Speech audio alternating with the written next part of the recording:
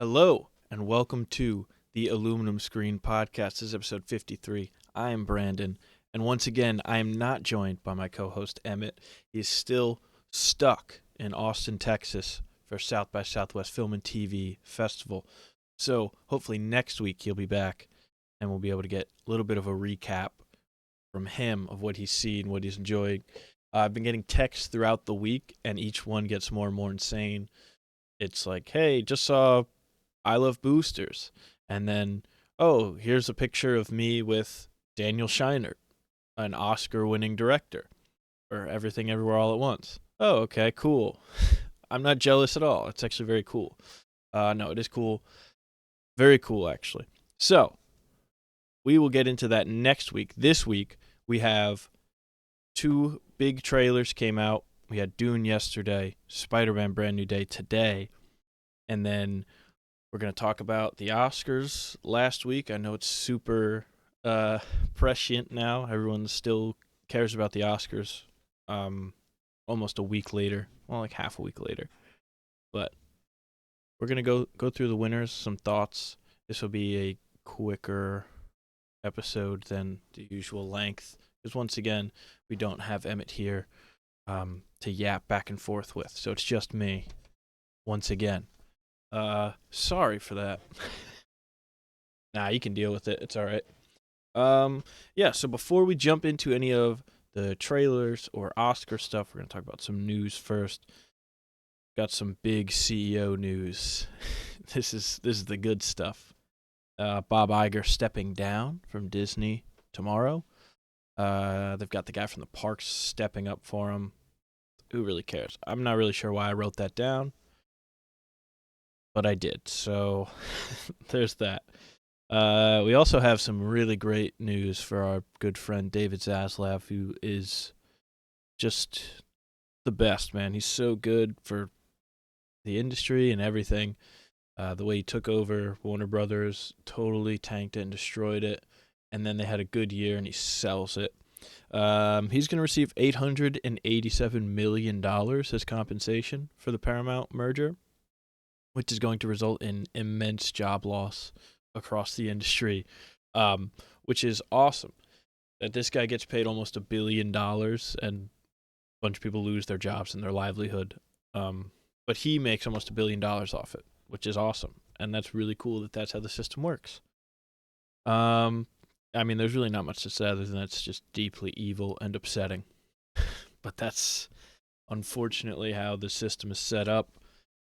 We also have potentially some lighter news. We've got Quiet Place 3, fourth movie in the franchise, which, makes sense. Coming out July 30th, 2027. They add Katie O'Brien and Jack O'Connell to the cast of Emily Blunt, Cillian Murphy, Millicent Simmons, and Noah Jupe, who I didn't realize till I wrote that down that Noah Jupe, who plays Hamlet in Hamnet, was the kid from Quiet Place. So, shout out to Noah Jupe. I like the Quiet Place movies. They're not, amazing, but they're, a fun time, I think. I like the last one a bit. I don't know if we'll go back to those characters. I don't really remember. They're, very, you see them, and it's like, all right. I haven't really thought about it since I left the theater, honestly. But, we'll see.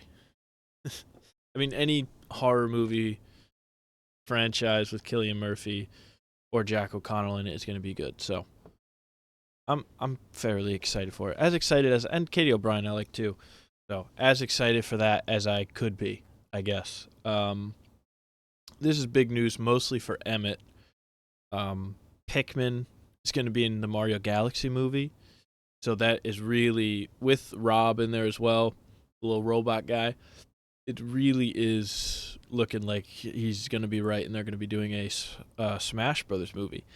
And that's a movie that's going to print money, so, God, what a world. What a world. Yeah, I don't know. This excites a couple people, I think, that Pikmin are in the Mario Galaxy movie. Unfortunately, one of the people that is excited is stuck in Austin, Texas at the moment. so will not be able to get his thought. I mean, you've seen his thought he posted online. That's fine. I really couldn't care less about this. I'm not a Pikmin guy. I'm barely like a Mario guy. Like I played some Mario games, but I'm not like, oh, love them. Um, that's it. Oh, I didn't really talk about what I watched this week. I was able to actually finish all of the Oscar-nominated movies this week. I said last week I wasn't going to be able to do it. I was able to do it. Was able to find the last couple movies I needed, got them done, finished up, watched the shorts in theaters, which was nice, and I just didn't read the description, so I thought it was all three of the shorts categories all in a row, but it was just live action and animated. So I had to go home and watch the the documentary shorts, which was fine. But I was able to watch all 50 of the nominated films this year, including all the shorts and everything, and that was nice. I was like, oh, all right, felt pretty accomplished. Then watched the Oscars, and I was like, okay, cool. I watched all that for, you know, I don't know. I was like, was that really worth it? Not really, but I'll probably try and do it again next year. So we'll see. Um, Also, I haven't been watching that much. I did watch The Martian because Project Hail Mary comes out this weekend. I'll be seeing that on Thursday in IMAX. Very excited for that. Going to be getting the Dune trailer and Spider-Man trailer before it, hopefully. So that's exciting. Very excited for that. But yeah, I watched The Martian, and that's really kind of it, I believe, for this week. Obviously, that's the other Andy Weir novel that's been adapted into a movie. Um, I like it. I mean, I did rewatch One Battle After Another and Sinners on Oscar Day to get ready for it, but that's like, they're still good movies. Not really groundbreaking stuff there. But The Martian, I hadn't seen since it had come out in theaters in 2015. I liked it. It was a good time. Gave it 4 stars. I didn't realize how stacked the cast was. Like Sebastian Stan's in the movie, and he has like 2 lines maybe. He's barely in it. I'm like, that's Sebastian Stan. That's like a guy. There's so many great people in it. Also Nick Mohammed in it, who I believe is in Ted Lasso. Yeah, he's in Ted Lasso. So that's probably where most people know him from now. I know him from Celebrity UK Traders, of course. So that was fun to see him pop up for like a couple scenes. Yeah, really fun stuff. I've also been reading Project Hail Mary the past couple days. I had the book for a while and I just never read it, but now I'm like really trying to batten down the hatches and get it read before the movie comes out. I'm about halfway through the book, and I've got today and tomorrow to finish it. So basically, right when I'm done with this, I'm just going to open the book and read all night, and then wake up tomorrow, go to work, get off work, and read whatever I have left before I go see it. So it might be a situation where I end up finishing the book in the parking lot of the movie theater right before I go in to see it, which I don't think is ideal, but that might be, unfortunately, what I'm stuck with. um, yeah, that's really all I've been up to the past week. It's been a very slow week for watches. It was really just finishing the Oscars grind and watching The Martian is the only thing I really did. And then just reading the rest of the week, which feels weird. Like I was up late last night reading. I don't think that's happened since like middle school. So, we'll see. I'm enjoying the book though so far, and I will say, reading it, I'm just like picturing Ryan Gosling saying any line of dialogue from Ryland Grace. I'm like, yeah, it like feels right. Like I'm like I picture him saying that totally. So I'm very excited. Also excited for the Sandra Bullock character. I thought she was. I'm not super familiar with her, but I've only seen her in obviously Zone of Interest and Anatomy of a Fall, but she was great in those. She was exceptional in Anatomy of a Fall. That was incredible. So I'm excited to see her again. She's gonna be in like 4 movies this year. There's so many actors and actresses this year where it's like I haven't seen them for a couple years, and now they're gonna be in like 3 or 4 things. It's exciting. It's gonna lead me into the next one. Zendaya is gonna be in 3 movies, 4 movies, like 4 movies this year. 3 with Robert Pattinson. This one not with Robert Pattinson. Spider-Man Brand New Day got its first trailer came out. They did a really weird release for it where the day before they had just fans, just random fans of Spider-Man online post like 2-second snippets of the trailer. Really weird. Not really sure why they did it. It seemed like it didn't really go over that well. I thought it could have been kind of cool because it's like oh people are like in real life if they saw Spider Man they would be like take their phones out and get a clip, but then it's like just random moments from the trailer. It's like oh they just cut up the trailer and sent it out. Really odd choice.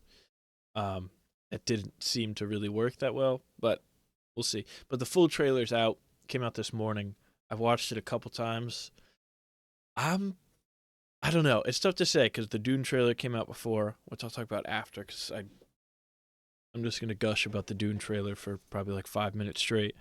Um, so after seeing the Dune trailer and then seeing the Spider-Man trailer, it is harder for me to be like, oh, what a great trailer, because it just the Dune trailer is different, man.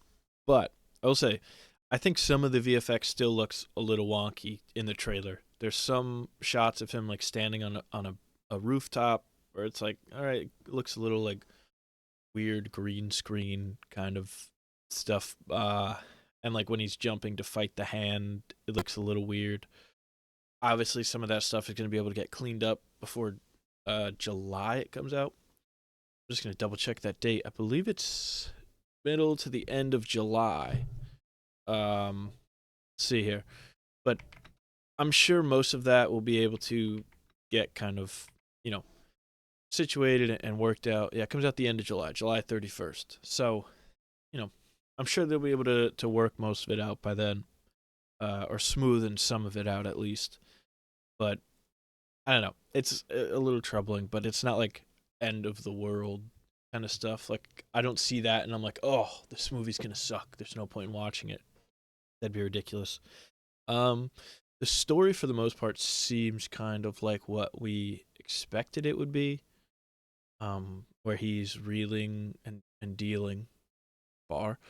He's dealing with the consequences of the reversal of the spell that Doctor Strange does in No Way Home, or he makes everyone forget about him, reversing the multiversal incursions and everything that was happening in that last one. Um, we see it opens up with Ned and MJ being like, "Oh, we're so happy that we're at MIT," and he's like, "Oh man." It's just a lot of Peter Parker looking really sad, which is always fun, and I'm always down for. We see Spider-Man get the key to the city while he's living in this like tiny apartment, which is really nice. That it's like, oh, Spider-Man's getting all this praise, and then he's just like a guy living what seems to be his worst life at the moment. He visits Aunt May's grave, and he's got, he sees MJ getting flirty with some other guy at a house party or something. He's going through it, which is fun. Also going through it genetically, I guess. He's got seems like organic webbing is going to be a thing in this one, which was I believe it was a rumor for a while. So seems like that's the case. He's like waking up with webbing everywhere, all over the place. Who hasn't been there? But but he's yeah, it's interesting. So he's gonna have to be dealing with that. He seems to be dealing with some mutations at some point. So we'll see if they're cowards or if they give him 8 arms, which would be awesome. I would love nothing more than to be sitting there July 30th, watching Spider-Man Brand New Day, and 8 arms burst. Well, I guess it'd be 6 arms bursting out of the side of Tom Holland. Do you like how long it took me to think of how much 8 minus 2 was? Embarrassing amount of time. Yeah, I'm excited for the mutations. Obviously, we get some of the Punisher in there. I liked their kind of dynamic in the brief, like 5 seconds we get of it. I was like, yeah, this seems kind of fun, and he webs his mouth up when he's about to curse. It's like, oh, ha ha ha. Yeah, I'm all for it.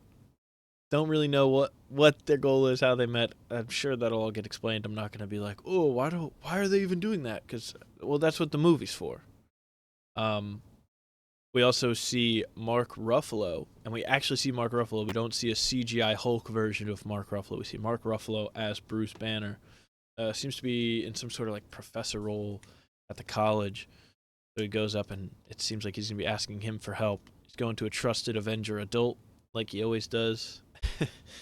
Which is, I think I heard that was like something in the contract where they have to have another Marvel superhero in the Spider-Man movies, which I think putting Bruce Banner in as like a professor works.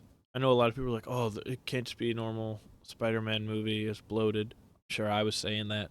But I think you could just have him off as like a side character, maybe only in a couple scenes. That's fine. As long as it's not like, I mean, it might end up being Hulk versus Punisher versus Spider-Man, which would be just too much. But I think this trailer did kind of put me at ease a little bit in that regard of like, okay, it seems like they're just being left to be side characters, not going to be too involved in the actual plot of, or the actual story of the movie. So that's kind of relieving, I guess. No Yelena in the trailer. Very disappointing for me specifically. We did see a hooded figure wearing yellow and green. That was revealed to be Sadie Sink. We don't actually see that it's Sadie Sink, but I believe it was Discussing Film or someone posted. It was like, first look at Sadie Sink in Spider-Man Brand New Day. So I don't know if that was confirmed or if they're just like, well, it probably is Sadie Sink. Seen some people say that she's playing Screwball. But I mean, the yellow and green lead you to believe the theory is like, yeah, she's going to be Jean Grey still. We do get a look at Scorpion, who looks pretty interesting. It's cool that, oh my gosh, I'm totally blanking on the actor's name now. Oh, I think it's, oh man. Hang on, stick with me. I'm going to pull this up. Oh, it's giving me too many different people here. I want to say it's Michael Mando. Okay, I was thinking that, but then I was like, no, I'm just getting confused with Mandalorian and Grogu. Somehow, Mando on the brain. But we get our first look at Michael Mando as Scorpion, which is sick. Glad that they're paying that off finally. We get to see Tremel Tillman in this. I think the rumor is that he's going to be like head of the Department of Damage Control, which would be pretty cool. Yeah, I mean it's Spider-Man, so I'll be there day zero. I'm excited for it. But like I said, after the Dune trailer, it's just really tough to be like, oh yeah, I'm all the way in on this. Just because it does have a couple things where I'm like, I don't know.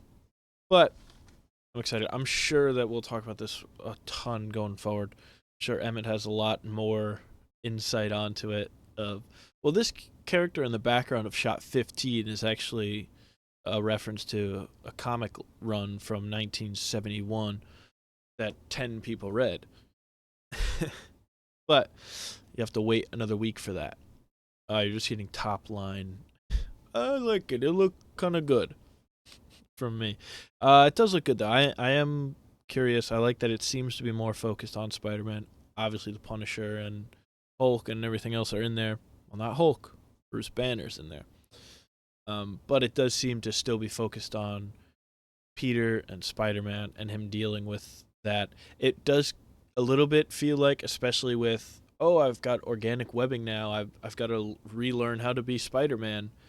It feels like we're getting the fourth non-origin movie where it's like, well, it's not actually his origin story because he's already been Spider-Man. But here's how he really becomes Spider-Man, how he truly learns to be Spider-Man. So it does. I am worried that that's gonna be a little bit too repetitive, but I trust Destin Daniel Cretton. He's not missed, especially in the MCU at least. So we'll see. We'll get more into that next week, like I said. But for now, we're gonna jump into Dune Part 3 trailer. I think this is one of the best trailers I've ever seen, which is obviously maybe hyperbolic, but I am so excited for this. This also had a weird rollout where it debuted for the first time on a TikTok live of an event they had the day before. Just bizarre. But it looks really good. We get our first look at Robert Pattinson as Scytale, Anya Taylor-Joy as Aaliyah. It's not our first look because she was in like a scene in part 2, but we get a look of what she's gonna actually look like in this one. We get Jason Momoa as Duncan, Idaho, in a way. Um, but it's exciting. It looks really good. I like what they're doing. It's 17 years after part 2. It looks like we're gonna see bits of the jihad that Paul, you know, brings across planets, across galaxies. Um,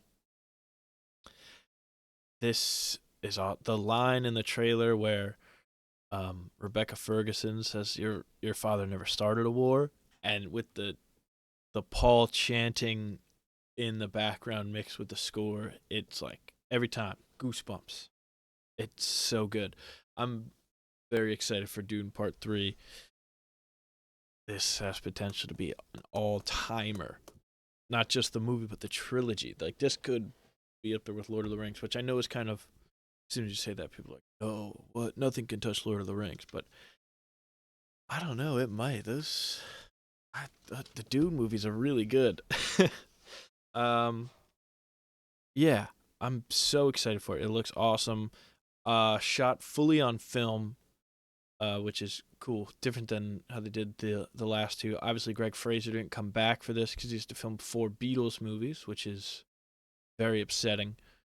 But they got Linus Sandgren in, who did a bunch of stuff that's awesome, and it looks like, it doesn't look like we're taking a step back. It looks just as good, if not better, in some instances. The cinematography. So that's really awesome. I was a little bit worried once Greg Fraser wasn't coming back, like, oh, the way he shoots things at scale.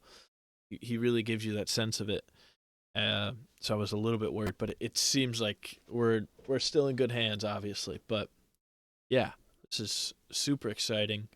Excited to see what voice Robert Pattinson gives Scytale. It's gonna be nuts, or maybe it won't be. That would be, I think that would be kind of more fun because everyone's expecting this stupid voice. He just hits you with a normal one. Um, Trying to think if there's anything else. Uh, no, I kind of spent all yesterday just freaking out about it. But it did make me excited to rewatch Dune Part 1 and 2 again, so we'll see.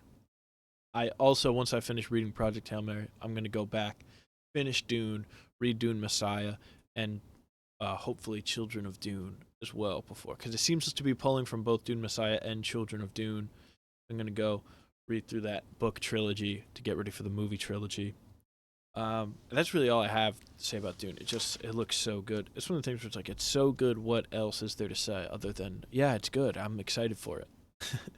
Obviously there's the whole, oh, Timothée Chalamet needs to take a break. We've been seeing too much Timothée Chalamet, and then he just posts a picture of Paul with like the scarred eyes and face and everything, and instantly the whole timeline is people being like, oh, Dune, we're so back, we're so back.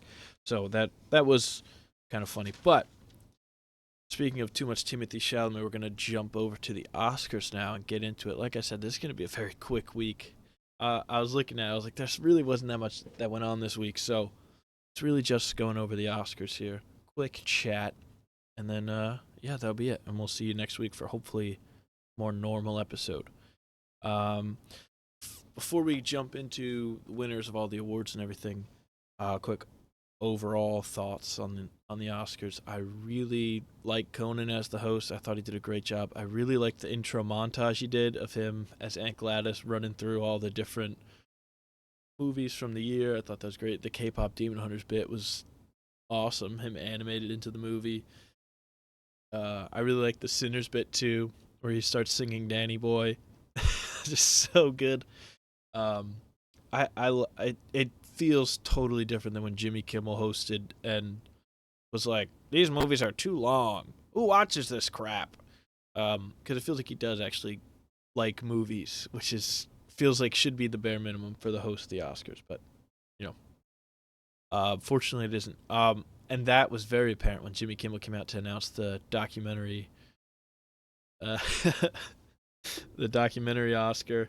And it just instantly was like, oh wow, yeah, I'm very glad that you're not hosting this thing anymore. Wow. I thought Conan did really good. I liked the bit where they tried playing off one of the award winners, and Conan just stood there and didn't move on and kind of forced them to let them finish the speech, which was, I think, a nice touch by Conan to do that.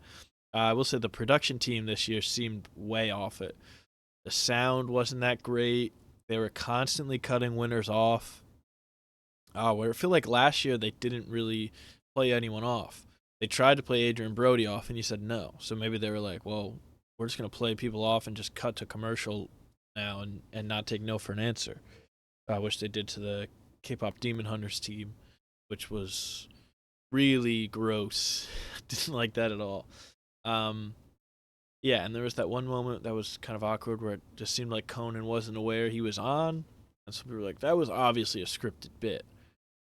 I, I don't know. It seems like a weird bit. Maybe it was, and I'm just too stupid to get it, but I didn't think it was. Um, Also, another thing with the production, this is not like really on the team. This is not really on the team that, the writers or whatever running the Oscars. This is definitely a top-down decision that was handed to them, and they had to kind of make do with it. The Disney movie tie-in stuff with all the presenters was really egregious. It was really egregious. The Robert Downey Jr. and Chris Evans coming out for the 14th anniversary of Avengers. I mean, you're not celebrating 14 years. That's not a thing. Nobody's celebrating that. Um, that was kind of rough. That was really rough to get through until Channing Tatum kind of saved it in the second half. Or as Robert Downey Jr. calls him, Tanning Chatham. They're also the Mandalorian and Grogu bit. What's interesting about the Mandalorian and Grogu bit is it didn't work at all for me until Conan came out and bullied Grogu, basically for not being able to clap. That I think worked. I was a fan of that part of it. The rest, not so much. Didn't really hit for me. And there's the Devil Wears Prada 2. It just was like so egregious. Like, yeah, they just don't care because they're like, well, we're not going to be, broadcasting this in a couple years, so let's just make the most of it while we can. Which, I guess, but just really was not a great production overall. But I think Conan is not the problem. I don't think it's really the problem.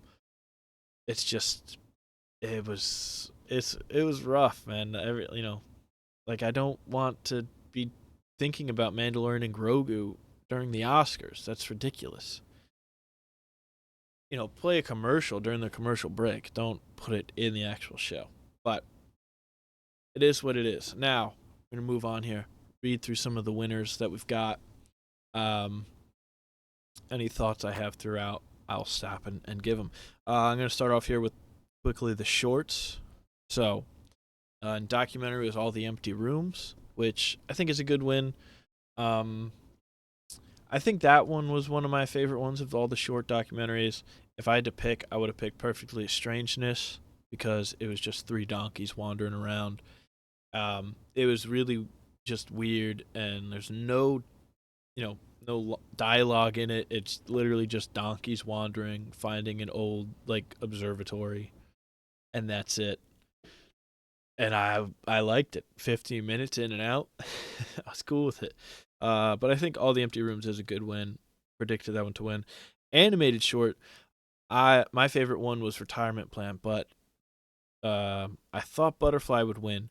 Actually, it ended up going to The Girl Who Cried Pearls, which I don't hate. I think the stop motion in it was really good. I didn't love it like I did the other ones, but Girl Who Cried Pearls won. And then live action, we had a tie. I believe it was like the 8th time it's ever happened in the history of the Oscars. So the first winner announced, which shout out to Kumail Nanjiani. He absolutely crushed it because I can't imagine. I don't know if he was prepped or anything beforehand, but I can't imagine being on stage and being like, oh, it's a tie. And then now you have a couple seconds to figure out how do we do this? What's the game plan? But he handled it great. He was like, all right, everyone calm down. We're gonna get through this, and we did. First winner was The Singers. It's interesting. I thought that one was fine.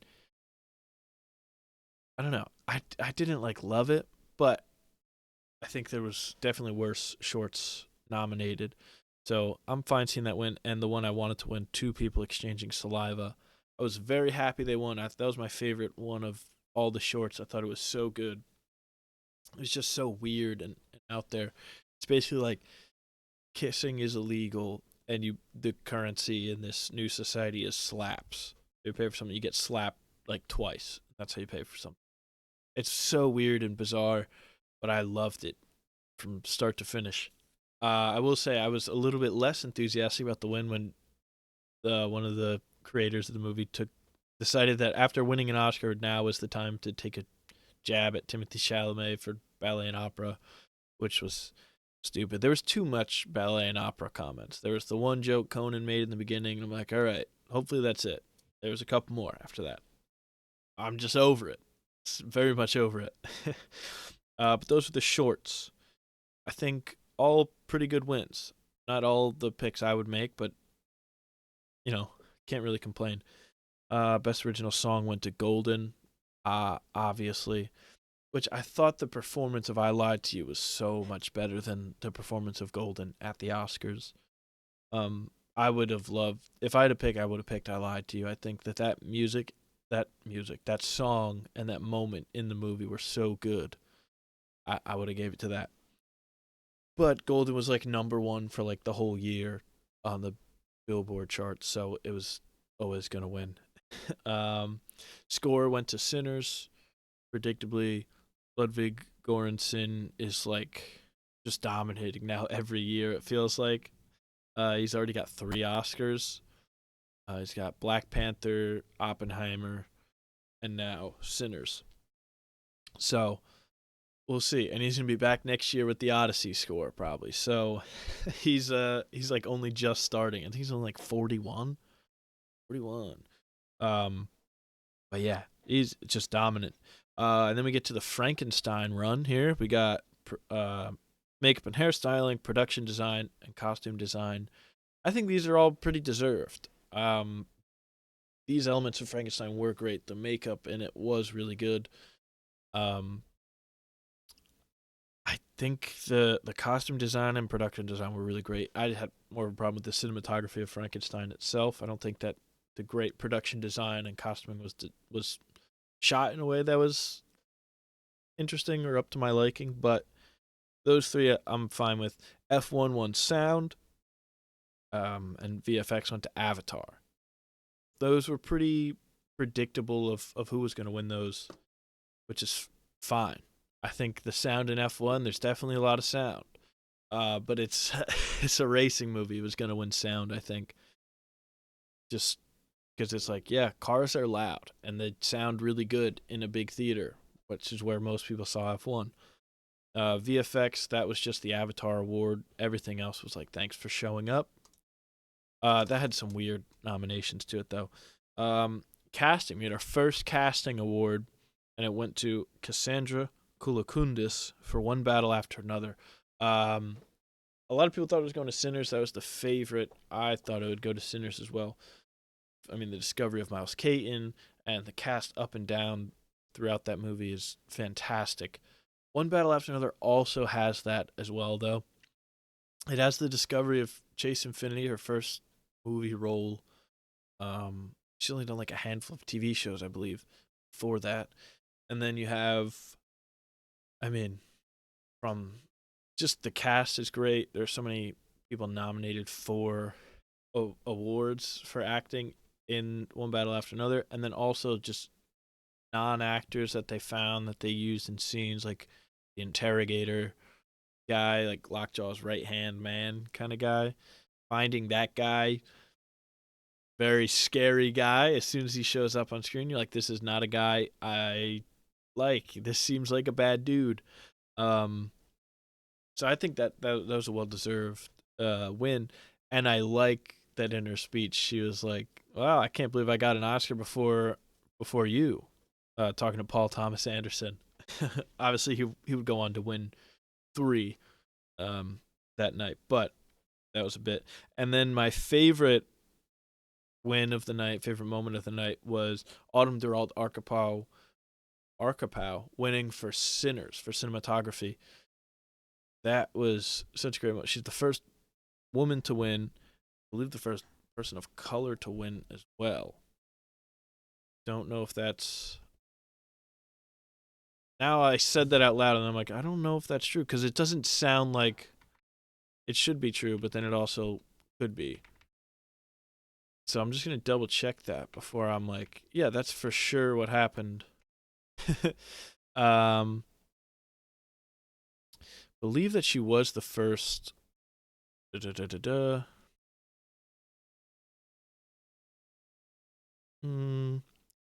Uh, she became the first woman of color to be nominated, and she was the first cinematographer and first person of color to win the category. Yeah.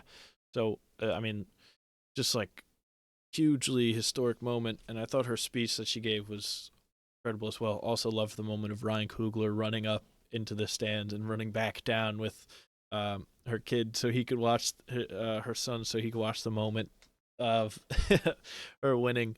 That was just like that whole moment was so great and awesome to experience. Um, really cool win. I so deserved. The cinematography of Sinners is so good. Obviously, the different aspect ratios they're using, and it just looks so good. There's so many shots where it's just like, wow, this is like incredible. Um, so that was, I think, my favorite moment of the night, favorite win of the night, for sure. Editing went to One Battle After Another, one of I believe 6 wins for them. Sinners took home 4 wins at the end of the night. International went to Sentimental Value. That was its only win of the night. I thought Stellan Skarsgård had a chance to win supporting actor. That would have been fun.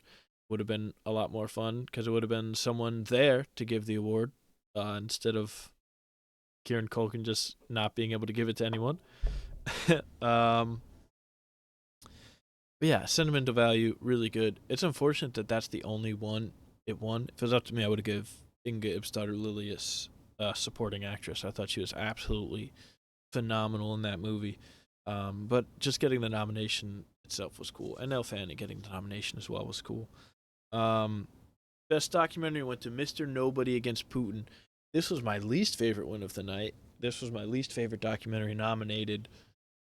I just didn't really connect with it that much. I would have much rather it gone to The Alabama Solution or Perfect Neighbor.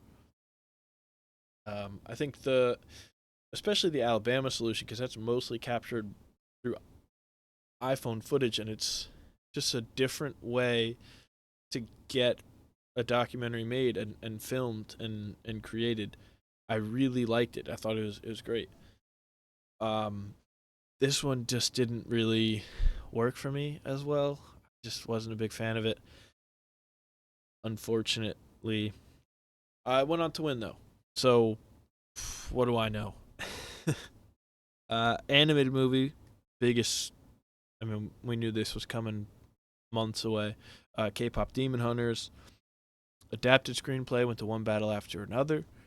So that was when Paul Thomas Anderson won his first Oscar, first of 3 on the night.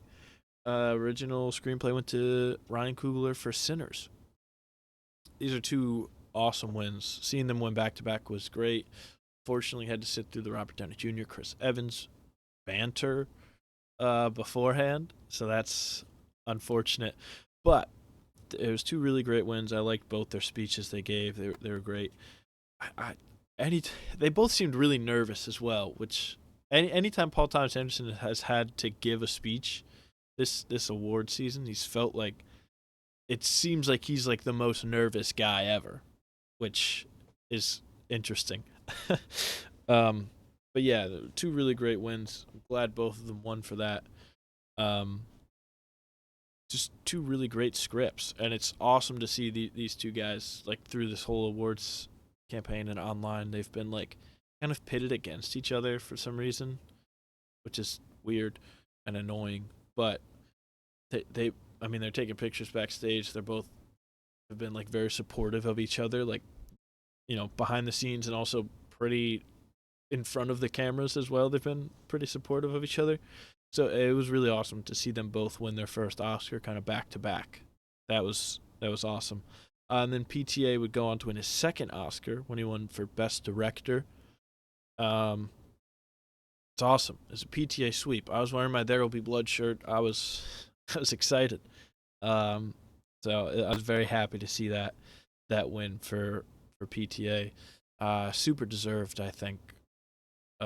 One battle is so good. Rewatching it again, I was like, wow, this is great. I love it. I mean, I felt that way about Sinners too. I think I gave them both 5 stars. I really love both of them. Um, that's why I think the whole thing of pitting them against each other is so absolutely ridiculous. They're just two really good movies, and that's it. Um, so supporting actress went to Amy Madigan for Weapons. That was the only nomination for Weapons, so 100% record for Weapons. Congrats, Zach Kreger. Um, this is a fun win. I liked her speech too, and when she thanked Ed Harris and it cut to him in the crowd, that was tough. That was a tough moment. Not in a bad way, just in like a wow, I'm getting choked up a little bit here, and we've only just begun. Um, also supporting actor went to Sean Penn, who obviously wasn't there. Didn't campaign all season. Only event he went to was the Golden Globes. Because he could smoke indoors there. That's the only reason why. I like Kieran Culkin. Like Sean Penn couldn't be here, or I guess just didn't want to.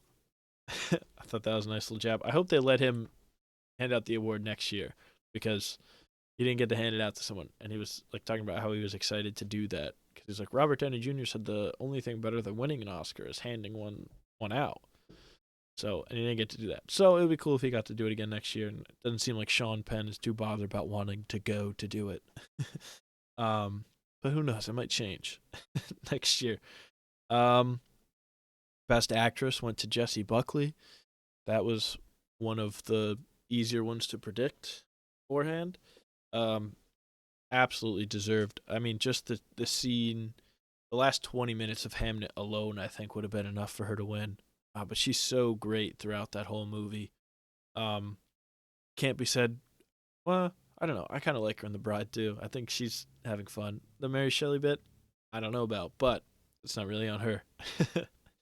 um, it is really unfortunate though that The Bride came out when it did. They waited like a couple weeks longer. Like if it came out, come out this weekend, you're up against. I guess it couldn't have come out any later, but if they waited a bit longer, and they could have been like, "Oh, Oscar winner Jessie Buckley," and trick people into go seeing The Bride. um, that would have been interesting. I not really. I don't know if that would have helped that much. Um, that seems like that's going to be a huge flop this year, which is tough. Best actor went to Michael B. Jordan. He had a late push for it. He was kind of like the fifth or fourth ranked guy, third ranked guy maybe, and he pushed up here with the ballet and opera. Even though that happened after vote and close, that didn't really have an effect on it. I think people were just rubbed the wrong way from Timmy being so abrasive on this press run and so like, yeah, I'm that guy. Here's a career retrospective. I'm searching to be. I want to be one of the greats, but I don't think that's the sole reason why Michael B. Jordan won. I think he is good in the movie, and he's playing twins, which that's not the reason why he won.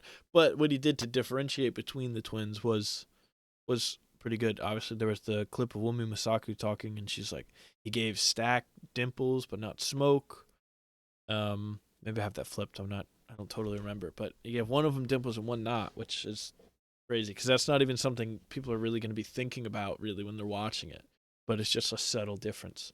I think it's a deserved award. I don't think that it's like I've seen some people like, oh, this is just they didn't want to give it to Timmy, so they give it to. No, it's not true. I think it is deserved. He's the lead in a movie that a lot of people liked. It made a lot of money, so I think it's fair. Also, I love shout out Michael B. Jordan, New Jersey son, Michael B. Jordan. So, I'll always root for that. I'm not gonna complain that Michael B. Jordan won. He was good in the movie. He was great. And then final award of the night Best Picture went to One Battle After Another, which made everybody online very happy. Nobody had any issues with it. Um, they all loved it a lot. Obviously, that's not true, but I think it's deserved. I think One Battle After Another is so good, like top to bottom. It's just knockout. It's so the cinematography and it's so. I mean, that sequence with the hills alone is so good, and there's just so much stuff in it that is so good.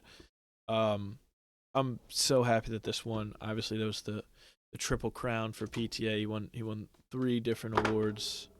Saturday night, Sunday night, not Saturday, Sunday night. Um, yeah, it's just awesome. Good win. I think a deserved win. My favorite of the year, so I'm happy. And the best part about this is that we don't have to talk about Oscars for another 9 months, maybe end of the year. We'll start it up again. um, but yeah, that's a wrap for the Oscars this year. A lot of really fun wins. Favorite, obviously, Autumn Durald Arkapow winning. Paul Thomas Anderson winning. The Amy Madigan win was fun. I don't, not who I would have picked, but it's a fun win. And two people exchanging saliva as well. One of my favorite wins of the night. Um, yeah, that's really it. Like I said, not a lot going on this week. This is just kind of a quick. This might be a sub. This is got. I mean, it's gonna be a sub 1 hour episode, which is extremely rare. So I don't know. I don't want to say get used to it, but I definitely can't say get used to it because it's not going to be me every week yapping.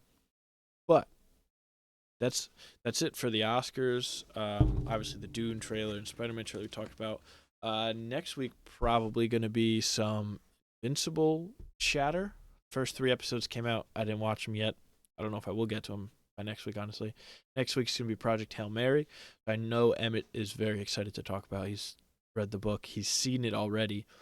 Um, yeah. And he texted me. He loved it. Didn't refuse to tell me anything else. So I'm going in still pretty blind. Less blind the more I read, but I'm excited.